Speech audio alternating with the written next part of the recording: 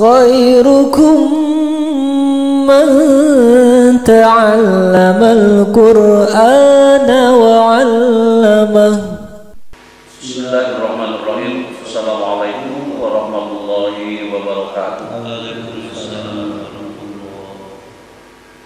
Alhamdulillahilladzi arsala rasulahu bil huda wa dinil haqq liyudhhirahu 'ala ad-dini kullihi wa kafa billahi shahida. Asyhadu an la ilaha illallah wahdahu la syarika lah wa asyhadu anna Muhammadan abduhu wa rasuluh. Allahumma salli ala Sayyidina Muhammad wa ala alihi wa sahbihi ajma'in. Rabbi shrah li sadri wa yassir li amri wahlul 'uqdatam min lisani yafqahu qawli, amma ba'du. Qala Allah Ta'ala fil Qur'anil Karim, la in syakartum la azidannakum wa la in kafartum inna azabi lasyadid. Al-ayah. Puji dan syukur kita panjatkan kehadirat ilahi Rabbi Allah Subhanahu wa Ta'ala yang telah memberikan berbagai macam kenikmatan, termasuk nikmat kesehatan, nikmat bisa bertemu, bisa bersua, bisa bersilaturahim, dan nikmat bisa menunaikan subuh, sholat subuh dengan berjamaah. Tentu ini semuanya karena kenikmatan dari Allah Subhanahu wa Ta'ala. Salawat dan salam mudah-mudahan dilimpah curahkan kepada junjungan kita Nabi besar Muhammad sallallahu alaihi wasallam, kepada para keluarganya, para sahabatnya, para pengikutnya, termasuk kita keluarga, semuanya dalam rahmat barokah Allah Subhanahu wa Ta'ala. Saya mengucapkan terima kasih kepada semua para jamaah yang telah bersiap-siap, yang sudah masuk dan dengan selamat bisa lancar, bisa bertemu wajah di pagi hari ini. Dan teman-teman kita yang masih berusaha untuk masuk, semuanya memiliki niat yang sama, yaitu untuk menggapai, untuk meraih ridho Allah Subhanahu wa Ta'ala. Mudah-mudahan dengan kegiatan ini segala penyakit yang tersebar di berbagai tempat, termasuk pada keluarga kita, pada para jamaah, atau pada kita masing-masing yang hadir juga, mudah-mudahan doa kita kepada Allah Subhanahu wa Ta'ala, penyakit-penyakit dicabut, diganti dengan sehat walafiat. Dan juga bila di antara jamaah kita yang sedang kena musibah, seperti pada hari Minggu yang lalu dari pesantren di Pamanukan yang ikut hadir biasa dengan kita, ternyata kemarin itu terendam, tidak bisa hadir. Dan mudah-mudahan para santri, kemudian juga para ustadz yang kena musibah, khususnya di Pamanukan, kemudian di Karawang, kemudian di Bekasi, kemudian di daerah-daerah lain, termasuk di kota Bandung Selatan, mungkin semuanya diberikan kesabaran, dibukakan pintu jalan yang terbaik, yang lebih sempurna diberikan oleh Allah Subhanahu wa Ta'ala. Dan juga kita yang sama-sama hadir tetap sehat walafiat, dan bila diwafatkan, wafat dalam keadaan husnul khotimah. Amin, amin, amin ya Allah ya Rabbal alamin. Hadirin kaum muslimin wal muslimat rahimakumullah. Tema yang kita akan kita bahas pada pagi hari ini, sebagaimana yang sudah kita terima dalam playernya, yaitu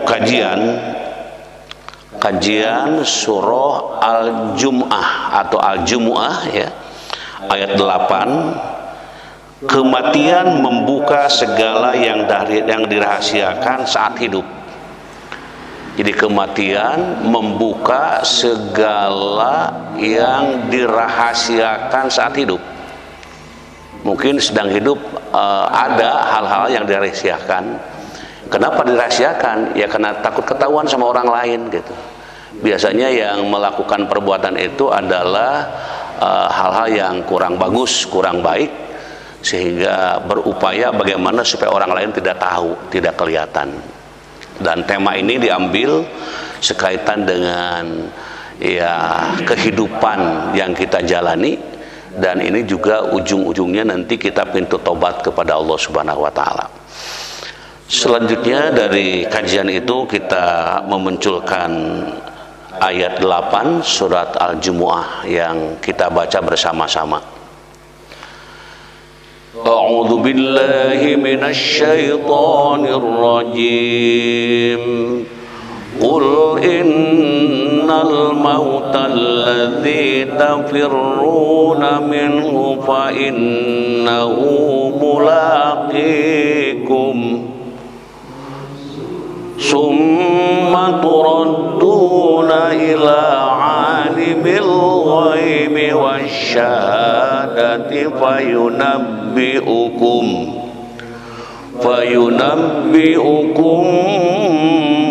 bima kuntum ta'malun.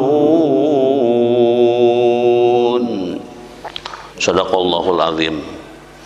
Dikul innal mautal ladzi tafirruna minhu fa innahu mulaqikum summa turadduna ila alimil ghaib wasyahadah fayunabbi'ukum bima kuntum ta'malun. Al-ayah. Katakanlah, jadi disuruh mengatakan. Siapa yang disuruh mengatakan? Yang disuruh mengatakan adalah Rasulullah Shallallahu Alaihi Wasallam. Katakanlah ya Muhammad, kalimatnya gitu. Katakanlah, sesungguhnya kematian yang kamu lari daripadanya. Jadi sesungguhnya kematian yang kamu lari daripadanya, maka sesungguhnya kematian itu akan menemui kamu.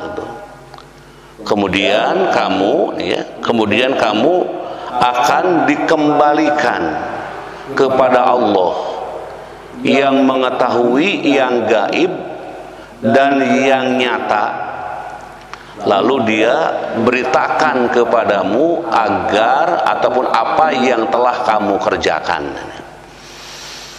Jadi di sini diawali dengan katakanlah, disuruh untuk mengatakan ya. Jadi katakanlah, sampaikanlah, informasikanlah, jelaskanlah, nah gitu. Sesungguhnya kematian yang kamu lari daripadanya.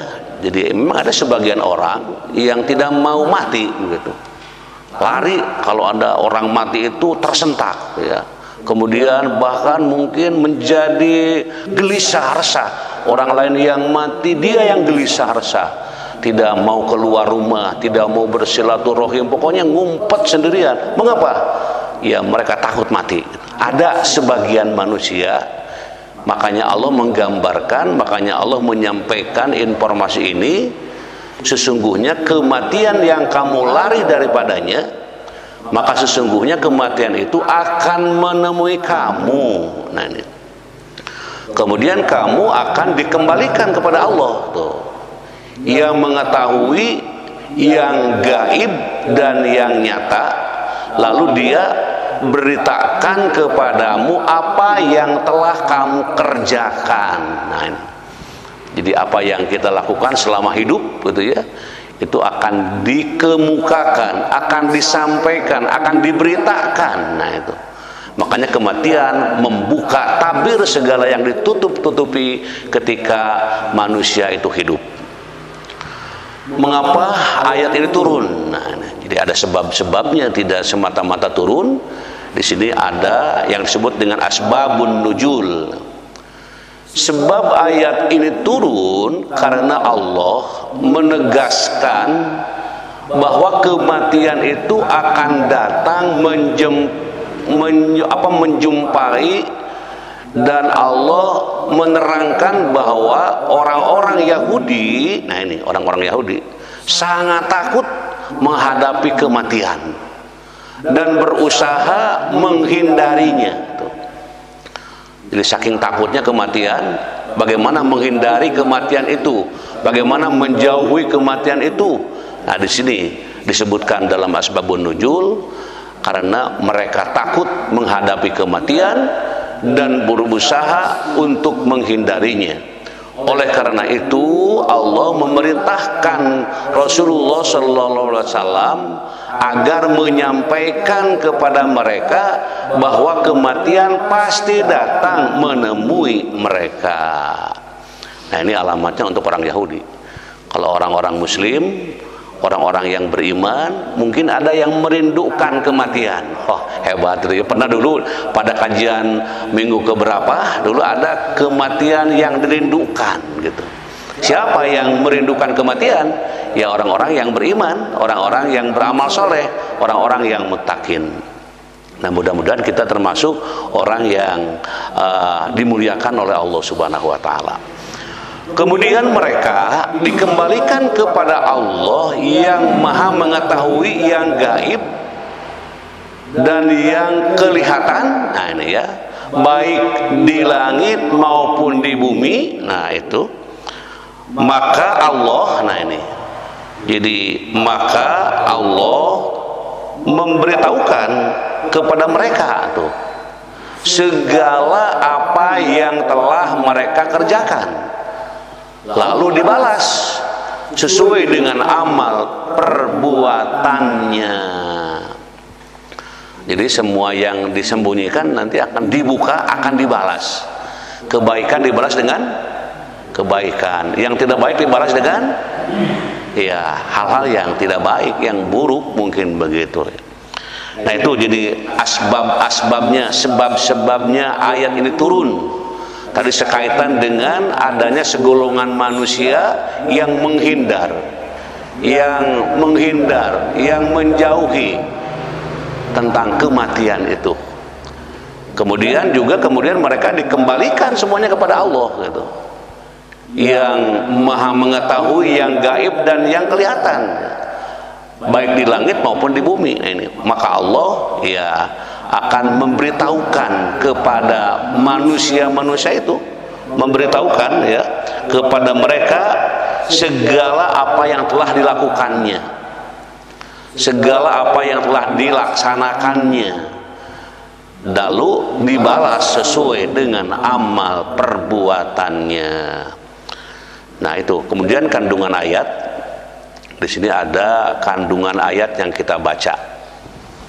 Kandungan ayat ini adalah kematian akan datang menjemput dan tidak bisa dihindari. Nah, ini salah satunya, atau yang pertama, kematian itu akan datang gitu, menjemput dan tidak bisa dihindari. Semua amalan akan mendapatkan balasan yang setimpal di akhirat kelak. Oh, gitu. Jadi semua amalan dan perbuatan yang kita lakukan gitu, semua amalan akan mendapatkan balasan yang setimpal di akhirat kelak. Allah yang Maha mengetahui yang gaib dan nyata, sebaik-baik tempat kita kembali. Jadi tidak ada yang kembali kepada selain Allah, semuanya yang taat kembali kepada Allah, yang kurang taat kembali kepada Allah, yang cinta kepada Allah pulang kepada Allah, yang memerangi Allah, yang tidak mencintai Allah, yang memusuhi Allah, semua kembali kepada Allah. Selanjutnya hadirin jamaah yang berbahagia, setelah kandungan ayat kita akan membahas penjelasan dari tafsir ya.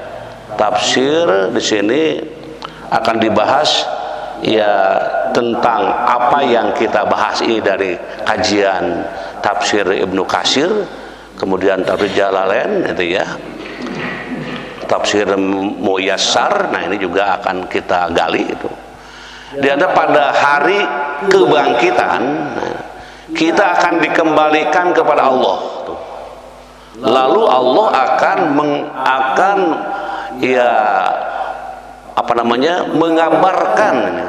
mengabarkan semua perbuatan dan memberi balasan setimpal atas semua pekerjaan yang telah kita lakukan.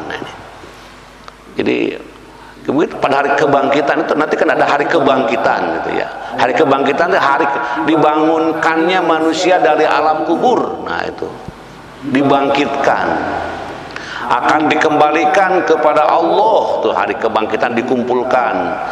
Lalu Allah akan mengabarkan semua perbuatan. Nah ini semua perbuatan, dan memberi balasan setimpal atas semua pekerjaan yang telah dilakukan. Kemudian Allah yang maha mengetahui yang gaib dan yang nyata, artinya mengetahui pada yang rahasia dan terang-terangan. Dirahasiakan, terang-terangan, bagi Allah tidak ada bedanya, sama diketahui oleh Allah Subhanahu wa Ta'ala. Di Allah yang maha mengetahui yang gaib dan yang nyata. Di mana saja kamu berada, kematian akan mendapatkan kamu, kendati pun kamu di dalam benteng yang tinggi lagi kokoh. Karena takutnya kematian, membuatlah peti dari besi misalnya, masukkan saya ke sana supaya nanti malaikat pencabut nyawa tidak menghampiri saya gitu. Atau saya tinggal di kejauhan orang gitu ya, supaya malaikat tidak menjumpainya. Tidak demikian, semua akan didatanginya. Nah An-Nisa 78 menyampaikan seperti itu. Kemudian selanjutnya setelah menjelaskan dari berbagai macam tafsir ya, apa yang kita gali, nah di sini nilai-nilai pendidikannya. Yang pertama, memberikan pelajaran yang berharga bahwa hidup di dunia hanya satu kali, sehingga harus dimanfaatkan secara baik dalam kebaikan. Nah ini, jadi hidup itu hanya satu kali gitu. Jadi memberitahukan, menjadikan pelajaran yang berharga bahwa hidup di dunia hanya sekali. Jadi kalau sekarang hidup kemudian mati, ya sudah selesai. Tidak begini, hidup, mati, hidup lagi, mati lagi, hidup lagi. Nah tidak begitu. Jadi kematian itu menjadi salah satu bagian yang akan menjemput datang kepada setiap orang dan menjadi pelajaran yang sangat berharga bahwa hidup di dunia hanya satu kali, sehingga harus dimanfaatkan secara baik dalam kebaikan itu sendiri. Yang kedua apa? Yang kedua, menyadarkan kita agar berperilaku sesuai ajaran Allah, karena kematian akan datang menjemput tanpa bisa dihindari. Nah ini jadi kita sadar kapanpun dimanapun gitu ya, maka kematian pasti datang. Maka bagaimana untuk mengisi kehidupan ini agar ketika dijemput, nah ketika dijemput itu betul-betul dalam suasana keadaan yang lebih baik. Yang ketiga, introspeksi diri atas segala kesalahan yang dilakukan agar mendapatkan ampunan dan ridho Allah Subhanahu wa Ta'ala. Jadi kita dianjurkan untuk selalu sadar ya akan kekhilafan, kesalahan, supaya selalu beristighfar gitu. Istighfar, mohon ampun kepada Allah Subhanahu wa Ta'ala langsung di saat itu juga, tidak dinantikan. Nah inilah buah dari ayat yang kita baca ini. Kemudian memperbanyak mengingat kematian agar menjadi orang yang cerdas. Wah, disebutkan di sini. Di memperbanyak mengingat kematian itu insya Allah akan menjadi manusia yang cerdas dan senantiasa banyak berdoa kepada Allah agar kita husnul khotimah. Allahumma ja'alna bi husnil khotimah wa la taj'alna bi su'il khotimah. Itu doa yang pendek. Kalau bahasa kitanya mungkin, ya Allah, jadikanlah kehidupan itu di akhirnya yang baik, di akhir kehidupan yang baik, jangan di akhir kehidupan yang tidak baik. Nah, jadi minta kepada Allah itu.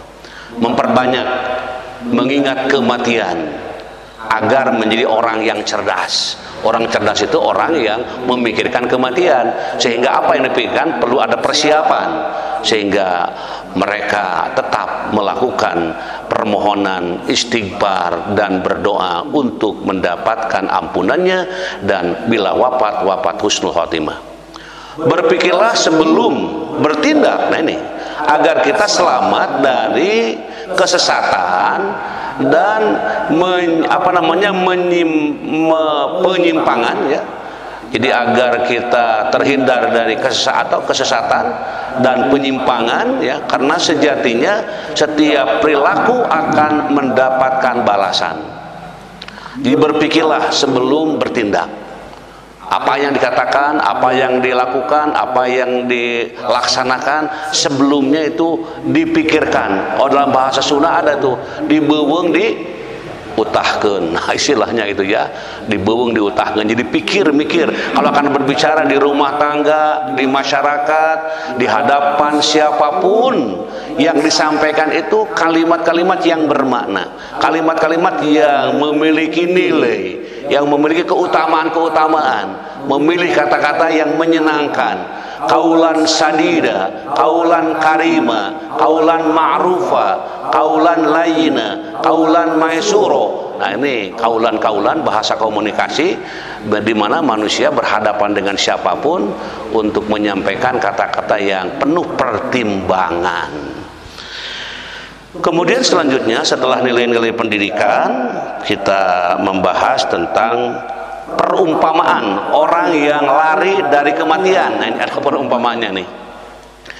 Di dalam kitab Mu'jam Imam Tabrani disebutkan melalui hadis Mu'az Muhammad ibnu Muhammad al-Hudali dan Yunus dari Al-Hasan dari Samuro secara marfu yang dijelaskan dalam tafsir Ibnu Katsir. Nah ini, perumpamaan orang yang lari dari kematian sama dengan musang yang dikejar oleh bumi karena suatu utang. Maka musang itu melarikan diri dengan cepatnya hingga manakala ia kecapean dan napasnya tersengal-sengal, lalu ia masuk ke dalam liangnya. Dan bumi pun berkata kepadanya, "Hai musang, mana utangku?" Lalu musang itu keluar melarikan diri lagi dengan secepat-cepatnya karena ditagih utang gitu. Dan ia terus menerus dalam pekerjaan perbuatan ataupun keadaan yang demikian hingga pada akhirnya ia kehabisan napas dan mati. Nah, itu merupakan perumpamaan. Kemudian juga yang selanjutnya, ya, setelah musang mati ini, dalam sebuah kisah ini diriwayatkan suatu ketika Nabi Sulaiman alaihissalam dikunjungi oleh malaikat maut. Tiba-tiba malaikat maut mengarahkan pandangannya kepada seorang laki-laki, ya, lalu tak lama ia pun pergi meninggalkan tempat itu. Nah, ya, ada tamu datang sedang berkumpul di situ, kemudian ia menatap dengan tajamnya kepada seseorang, katanya. Kemudian laki-laki itu bertanya, "Wahai Nabi, siapakah orang tadi?" katanya. Nabi Sulaiman pun menjawab, "Orang itu adalah malaikat maut." Nah, gitu. Mengetahui hal itu, betapa terkejutnya dia dan berkata, "Sungguh dia tadi menatapku dengan tatapan yang sangat kuat dan tajam. Ya Nabi, aku meminta kepadamu, ya, perintahkanlah angin untuk membawaku pergi jauh dari tempat ini menuju negeri Hindi." Nabi pun mengabulkan permintaannya. Beberapa hari kemudian malaikat maut ini kembali berkunjung kepada Nabi Sulaiman, kemudian bertanya, ya, Habis itu Nabi bertanya kepadanya, "Hei malaikat, apakah engkau pernah menatap seorang laki-laki yang datang padaku dengan tatapan yang tajam?" Laporan dari orang tadi kemudian langsung ditanyakan kepada sumbernya gitu. Malaikat menjawab, itu ataupun ya di situ dikatakan ya, malaikat menjawab, itu kulakukan karena takjub kepadanya. Aku diperintahkan untuk mencabut nyawanya sesaat saja setelah dia berada di negeri Hindi. Setelah waktu yang ditentukan tiba, aku pergi ke negeri Hindi tempat dia berada, lalu mencabut nyawanya. Jadi mau kemana? Nah, di dalam kisah ini digambarkan seperti itu ya. Akhirnya mati karena kematian tadi tidak bisa dihindari, tidak bisa bersembunyi ya. Kemudian selanjutnya setelah berbicara kisah teladan, setiap pekerjaan mendapatkan balasan. Nah ini, jadi setiap pekerjaan ini mendapatkan balasan. Di apapun yang kita lakukan, termasuk kita sekarang duduk di rumah, di masjid, di tempat-tempat lain, kita sedang ditatap oleh Allah, kita sedang dilihat oleh Allah. Walillahi ma fis samawati wa ma fil ardh liyajziyal ladzina asa'u bima 'amilu wa yajziyal ladzina ahsanu bil husna. Dan milik Allah lah apa yang ada di langit dan apa yang ada di bumi. Dengan demikian ya, dia akan memberi balasan kepada orang-orang yang berbuat jahat sesuai dengan apa yang telah mereka kerjakan, dan dia akan memberi balasan kepada orang-orang yang berbuat baik dengan pahala yang lebih baik, ialah surga. Ini An-Najm ayat 31. Jahat dibalas dengan jahat, yaitu mereka ya.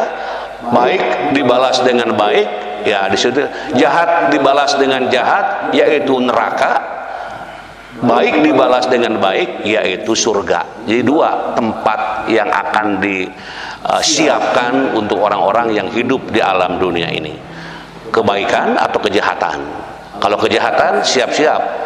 Kalau kebaikan siap-siap juga gitu ya, untuk menuju ke tempat yang disiapkan oleh Allah Subhanahu wa taala. Kemudian setelah setiap pekerjaan mendapat balasan, selanjutnya kematian sekarang. Kematian adalah sebuah keniscayaan. Nah, ini seperti ditegaskan dalam firman-Nya, setiap yang bernyawa akan merasakan mati. Kullu nafsin dha'iqatul maut. Karena hidup ya akan bertemu dengan mati.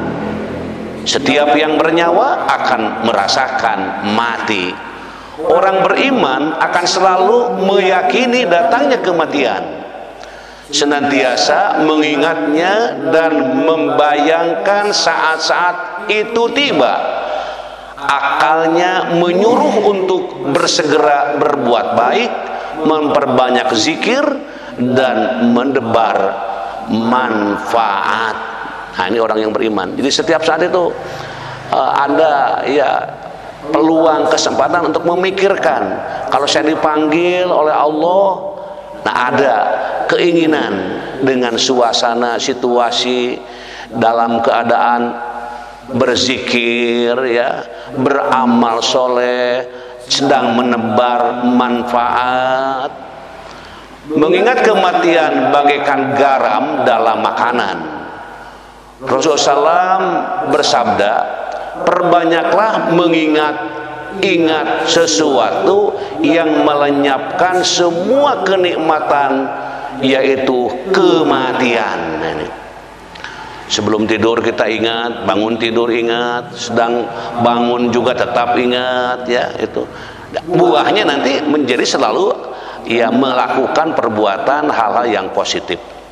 Firman Allah, hei orang-orang yang beriman, bertakwalah kepada Allah dan hendaklah setiap diri memperhatikan apa yang telah diperbuatnya untuk hari esok akhirat, dan bertakwalah kepada Allah, sungguh Allah maha teliti terhadap apa yang kamu kerjakan. Ini disebutkan dalam Al-Hasyr ayat 18. Jadi hidup itu harus melihat amal apa yang sudah dilakukan untuk hari esok, untuk hari akhirat gitu. Jadi hidup itu bukan sekedar untuk hidup. Kan ada orang yang hidup untuk hidup, hidup untuk makan, hidup untuk hura-hura. Ada lagi hidup untuk beribadah, hidup untuk berzikir, hidup untuk beristighfar, hidup untuk taqarrub kepada Allah. Nah, jadi memang hidup ini dirancang oleh kita supaya hidup bermakna, ketika pulang membawa sesuatu yang bermanfaat. Kemudian yang selanjutnya, nah ini ada suatu kisah teladan, ini kisah teladan. Al-kisah, ada seorang sahabat Nabi bernama Sya'ban radhiyallahu an. Ia adalah seorang sahabat yang memiliki kebiasaan unik darinya, yaitu setiap masuk masjid sebelum salat berjamaah ia selalu beriktikaf di pojok depan masjid. Dia mengambil posisi di pojok bukan karena supaya mudah ia bersandaran atau tidur, namun karena tidak mau mengganggu orang lain dan tidak mau terganggu oleh orang lain dalam beribadah. Jadi baru waktu misalnya jam berapa duhur, sebelum duhur sudah masuk masjid gitu ya. Jadi dan di masjid mencari tempat yang menenangkan supaya tidak terganggu dan tidak mengganggu. Suatu pagi saat salat subuh berjamaah akan dimulai, ini Rasulullah SAW mendapati bahwa Sya'ban radhiyallahu an tidak berada di posisinya seperti biasa. Jadi kehilangan nih, kemana Sya'ban? Nabi pun dia bertanya kepada jamaah yang hadir, apakah ada yang melihat Sya'ban radhiyallahu an, namun tidak seorang pun jamaah yang melihat Sya'ban itu saat itu. Ketika ditanya mana Sya'ban, semua jamaah nggak tahu. Akhirnya Rasulullah SAW dan para sahabat memutuskan mengunjungi rumah Sya'ban dan didapati istrinya. Jadi setelah ada yang tidak hadir di masjid gitu ya, makanya kalau sering ke masjid kalau nggak ditanya itu kemana tanya. Kenapa ditanya? Karena biasa hadir kok gitu. Orang yang biasa bertemu di masjid ketika tidak hadir ditanya itu kemana Pak tadi? Oh ada, saya nggak kelihatan, saya di belakang misal gitu ya. Kemudian kisah selanjutnya, kisah teladan selanjutnya ya. Selanjutnya ya dikatakan, keluarlah seorang wanita sambil ia membalas salam Nabi. Benarkah ini rumah Sya'ban? Nabi bertanya, benar ya Rasulullah, saya istrinya. Jawab wanita tersebut.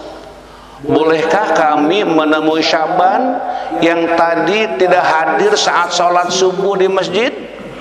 Dengan berlinangan air mata istri Sya'ban radhiyallahu menjawab, beliau telah meninggal tadi pagi. Nah, kemudian Rasulullah dan para sahabatnya mengucapkan inna lillahi wa inna ilaihi rajiun. Masya Allah, satu-satunya penyebab dia tidak sholat subuh berjamaah adalah karena ajal sudah menjemputnya.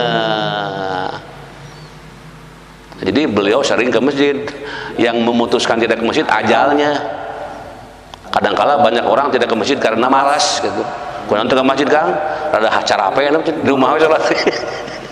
Kunaon teu ke masjid? Aduh, aya tamu cenah beda kumaha ya. Lah, kunaon teu ke masjid? Nyaeta atuh seueur nyaeta gitu ya. Nah, ini gambaran ya. Beberapa saat kemudian istri Sya'ban bertanya kepada Rasulullah SAW, "Ya Rasulullah, ada sesuatu yang jadi tanda tanya bagi kami semua, yaitu menjelang kematiannya dia berteriak 3 kali dengan masing-masing teriakan disertai satu kalimat, kami semua tidak paham apa maksudnya." Ini pengalaman istrinya ketika menghadiri kematian suaminya gitu. Jadi istrinya hadir di situ ketika akan menghembuskan nyawa ya, dengan menuntunkan kalimat-kalimat thayyibah gitu. Kemudian selanjutnya, apa saja kalimat yang diucapkannya? Tanya Rasul. Dia masing-masing teriakannya, ia berucap kalimat, aduh kenapa tidak lebih jauh, aduh kenapa tidak yang baru, aduh kenapa tidak semua. Itu teriakannya, 3 teriakan itu. Aduh kenapa tidak yang apa, aduh kenapa tidak lebih jauh, aduh kenapa tidak yang baru, aduh kenapa tidak semua. Pertanyaannya itu. Lalu Nabi menjelaskan dari perkataan yang keluar dari lisan Sya'ban sebelum sakaratul maut. Nabi pun melantunkan ayat Al-Quran yang terdapat dalam surah Qaf ayat 22. Sesungguhnya kamu berada dalam keadaan lalai dari hal ini, maka kami singkapkan daripadamu hijab yang menutupi matamu, maka penglihatanmu pada hari itu amat tajam. Nah itu saat Sya'ban dalam keadaan sakaratul maut, perjalanan hidupnya ditayangkan ulang oleh Allah. Subhanallah, subhanallah wa ta'ala. Bukan cuma itu ya, oleh Allah Subhanahu wa ta'ala itu diungkapkan, diperlihatkan. Bukan cuma itu, semua ganjaran dari perbuatannya diperlihatkan oleh Allah saat sakaratul maut. Dalam pandangan yang tajam itu, Sya'ban melihat suatu adegan di mana kesehariannya dia pergi pulang ke masjid untuk salat berjamaah 5 waktu.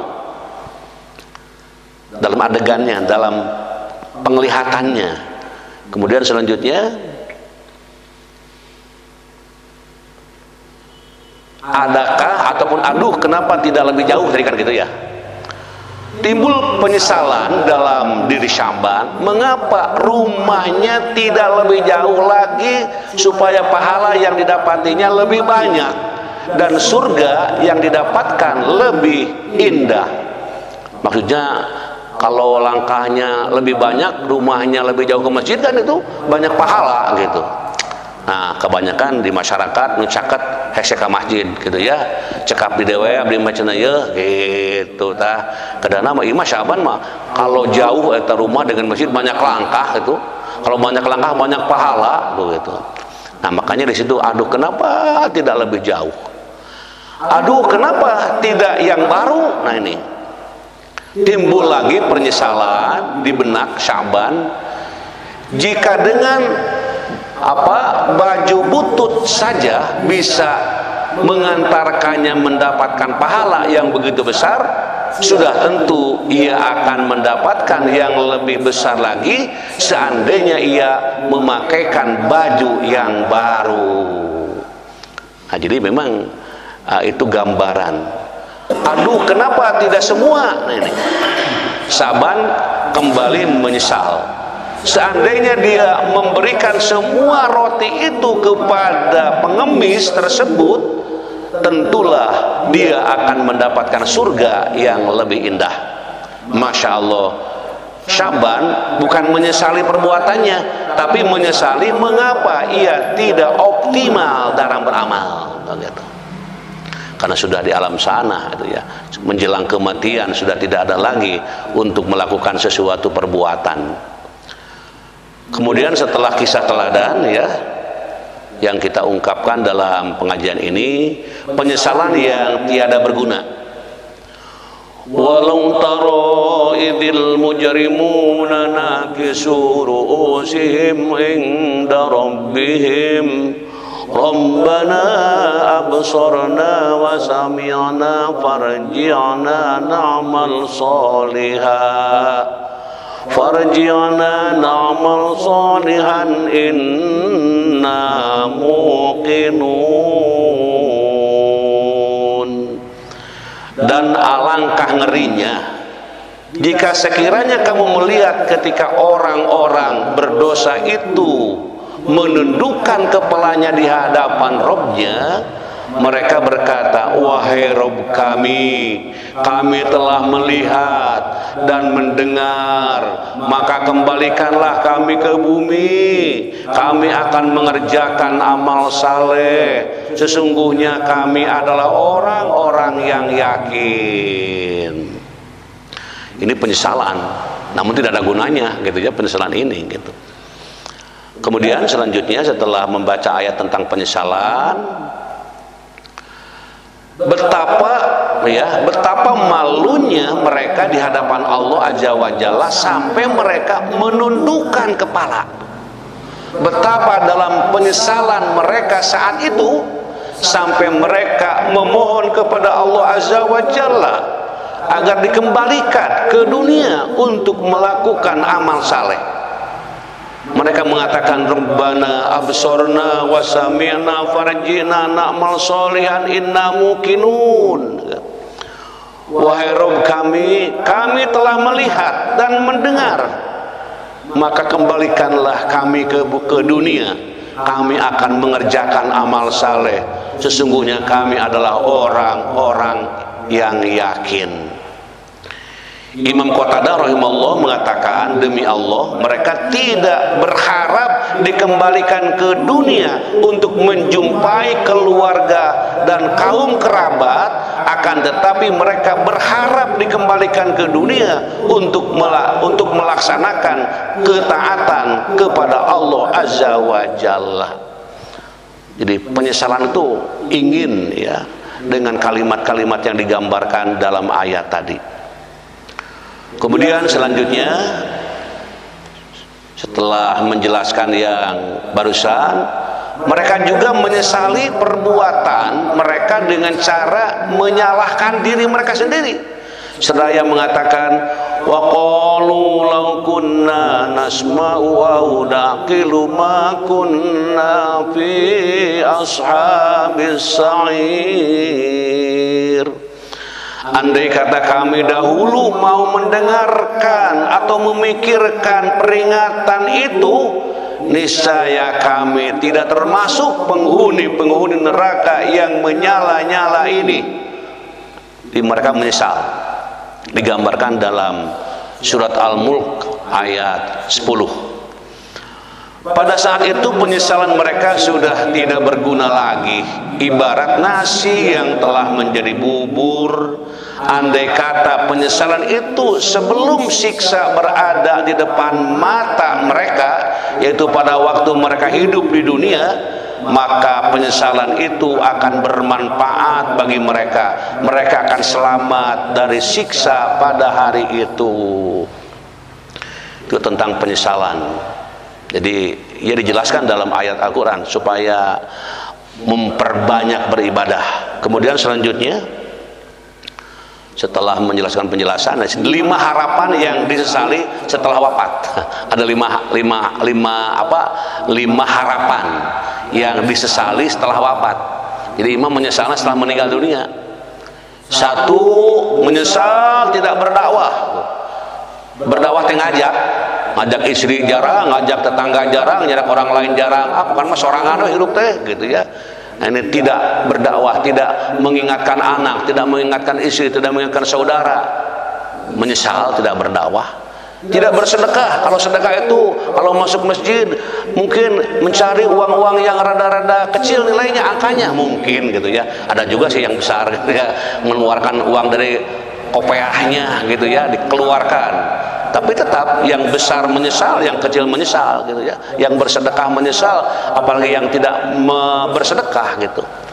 Tidak menegakkan salat. Nah ini orang yang tidak menegakkan salat sekarang mungkin senyum-senyum, gembira, bahagia, nanti menyesal.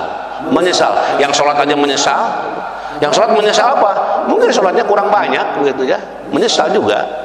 Kemudian tidak mau mendengarkan nasihat. Kalau ada ceramah nasihat selalu menghindar. Diajak untuk bergabung ceramah menghindar. Diajak untuk membaca kajian banyak alasan.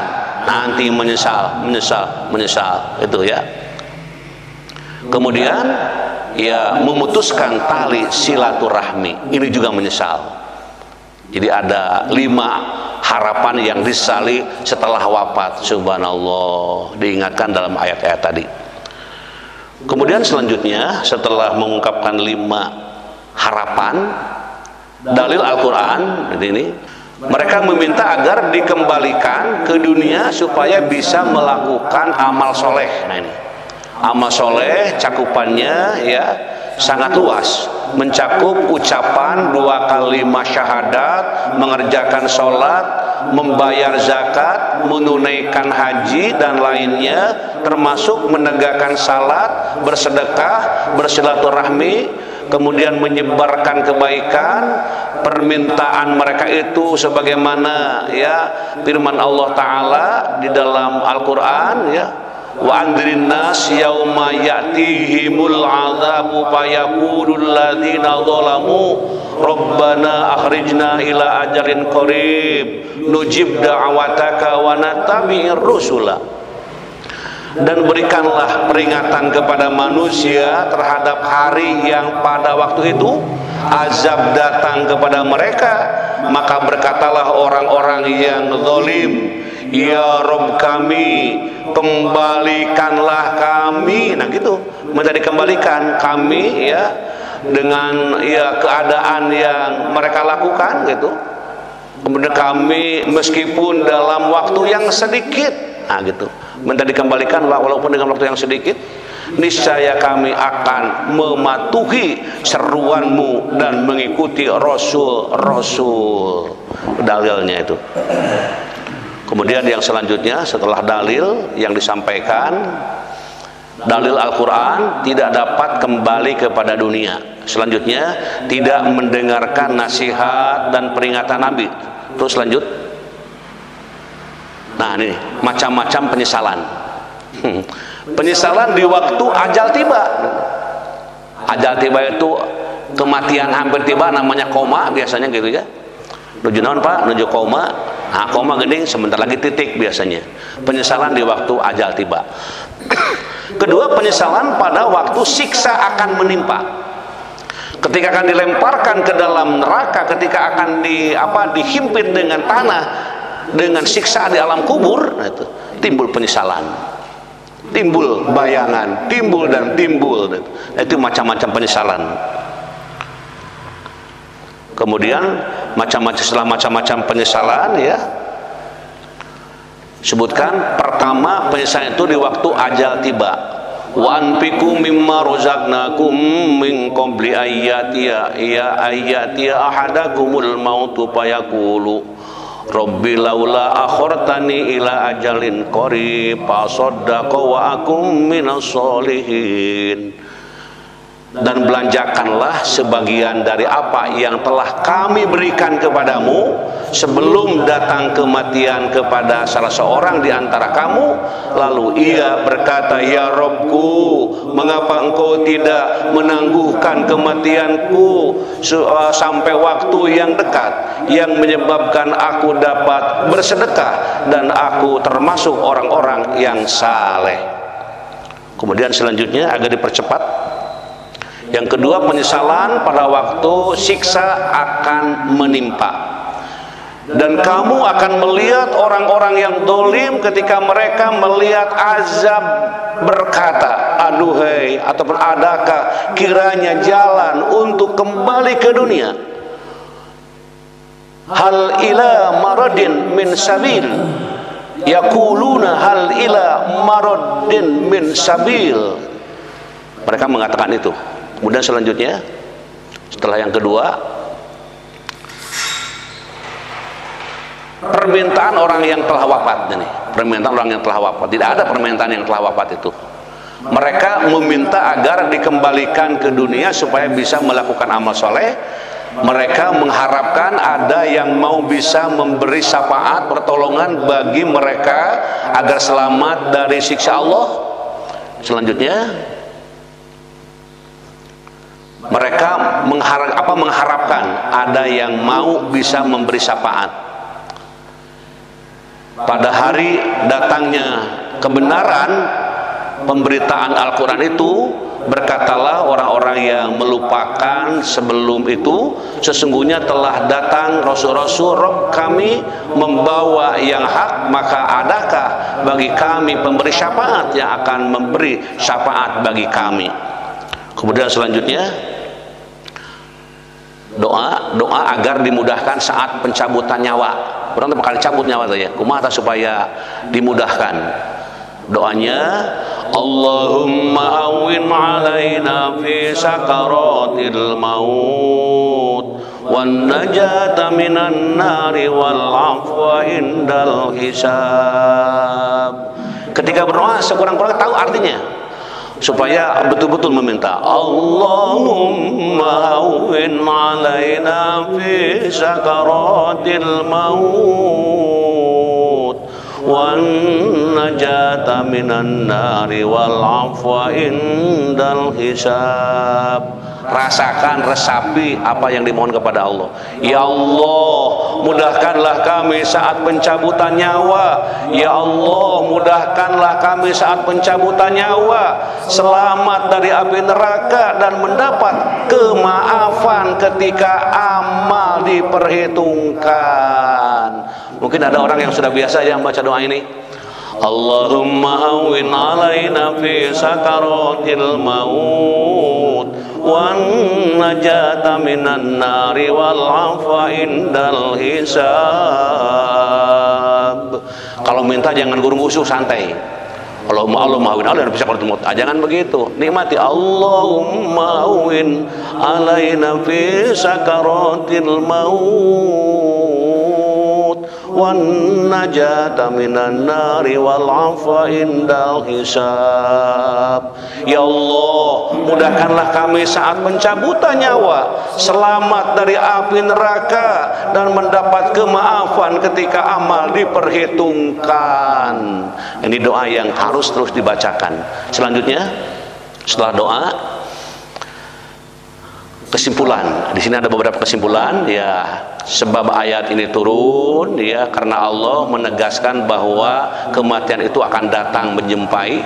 Allah memberitahukan kepada mereka segala apa yang telah mereka kerjakan, lalu dibalas sesuai dengan amal perbuatannya, meneladani kisah teladan, fokus memperbaiki diri agar selamat dunia dan akhirat, berkumpul dengan orang-orang saleh, banyak berdoa agar selamat di dunia dan di akhirat, jangan menyesal di hari kemudian. Itulah hadirin jamaah yang berbahagia, kajian kita pada pagi hari ini. Alhamdulillah, dengan izin Allah kita bisa berkumpul bersama-sama di dalam kajian ini, dan mudah-mudahan dengan kajian yang kita ikuti bersama menjadi kajian yang dapat mengingatkan diri kita, dapat mengingatkan saudara-saudara kita, dapat bila kita wafat husnul khotimah. Doa yang barusan sudah biasa dibaca, tapi belum diresapi, baru dibaca aja secara orang menghafal, seperti anak-anak menghafal. Nah, kita bacanya dengan penuh perasaan. Terima kasih. Oke, di akhir pengajian ini kita mari untuk berdoa kepada Allah Subhanahu wa taala. Insya Allah apa yang kita inginkan, yang kita harapkan akan dibalas oleh Allah Subhanahu wa taala. Allahumma shalli wa barik wa sallim, amin. Alhamdulillahi rabbil alamin, hamdan syakirin, hamdan na'imin, hamdan yuwafi ni'amahu wa yukafi mazidah. Ya Rabbana lakal hamdu kama yanbaghi li jalali wajhikal karimi wa 'azimi sultanik. Ya Tuhanku, aku berjalan menujumu karena Engkau maha dermawan. Aku mohon kepadamu karena Engkau Tuhan yang maha agung. Kami sungguh berharap kepadamu karena Engkau Tuhan pemilik alam semesta. Kami memanggilmu karena Engkau maha pengasih lagi maha penyayang. Ya Tuhan kami, kasihanilah hamba-Mu yang selalu menyeru-Mu. Hamba-Mu tidak punya apa-apa yang bisa diandalkan kecuali hanya Engkau, ya Allah. Ya Allah, usirlah kesedihan, kesusahan, kebingungan, dan kekalutan pikiran dari tengah-tengah umat ini. Ya Allah, usirlah wabah dan bencana dari kami. Berilah kami kesembuhan yang sempurna, sehatkanlah tubuh-tubuh kami, keluarkanlah kami dari kondisi yang penuh duka cita, kepedihan hati, bencana, dan malapetaka. Engkau adalah Allah yang tidak akan menolak hamba yang memohon kepadamu. Engkau adalah Allah yang maha kuasa untuk merubah keadaan kami ke arah yang lebih baik. Engkau adalah Allah yang apabila diseru akan menjawab. Wahai Tuhan yang berkata kepada sesuatu jadi, maka jadilah. Kasihanilah negeri dan hamba-Mu ini. Ya Allah, perlakukanlah kami dengan lembut atas semua takdir yang berlaku. Kasihanilah kami dengan rahmat-Mu yang sangat luas. Karuniakanlah kepada kami kesehatan badan, cahaya penglihatan. Wahai Tuhan yang maha dermawan, wahai Tuhan yang maha mengetahui, wahai Tuhan yang memiliki arsy yang agung, wahai Tuhan yang memenuhi segala kebutuhan, wahai Tuhan yang mengusir dan menghilangkan segala bencana, wahai Tuhan yang maha pengabul segala permintaan kami, wahai Tuhan yang mengampuni semua kesalahan-kesalahan kami. Kami berlindung kepadamu dari penyakit kusta, penyakit gila, lepra, dan pedihnya penyakit-penyakit yang lain.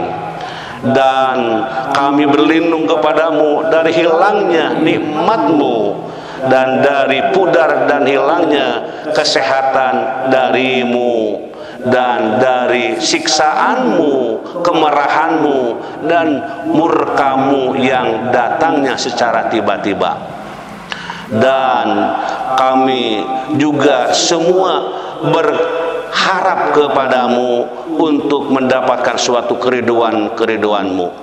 Dan limpahkanlah rahmat dan kedamaian-Mu kepada Nabi dan junjungan kami, Nabi Muhammad sallallahu alaihi wasallam. Rabbighfir lana wa liwalidayna warhamhuma kama rabbayana shighara wa li jami'il mu'minina wal mu'minat wal muslimina wal muslimat al ahya'i minhum wal amwat bi rahmatika ya arhamar rahimin. Allahumma ansurna fa innaka khairun nasirin waftah lana fa innaka khairul fatihin waghfir lana fa innaka khairul ghafirin warhamna fa innaka khairur rahimin warzuqna fa innaka khairur raziqin wahdina wa najjina minal qaumil zalimin wal kafirin. Rabbana atina fid dunya hasanah wa fil akhirati hasanatan wa qina adzabannar wa adkhilnal jannata ma'al abrar ya aziz ya ghaffar ya rabbal alamin. Subhana rabbika rabbil izzati amma yasifun wa salamun alal mursalin walhamdulillahi rabbil alamin. Alhamdulillah, doa kita insyaallah dijabah oleh Allah Subhanahu wa taala. Sekian, terima kasih, mohon maaf cuma sebesar-besarnya. Mungkin ada kata ucap yang kurang sesuai. Mari kita akhiri dengan membaca doa kifaratul majlis. Subhanakallahumma wa bihamdika asyhadu an la ilaha illa anta astaghfiruka wa atubu ilaik. Wassalamualaikum warahmatullahi wabarakatuh.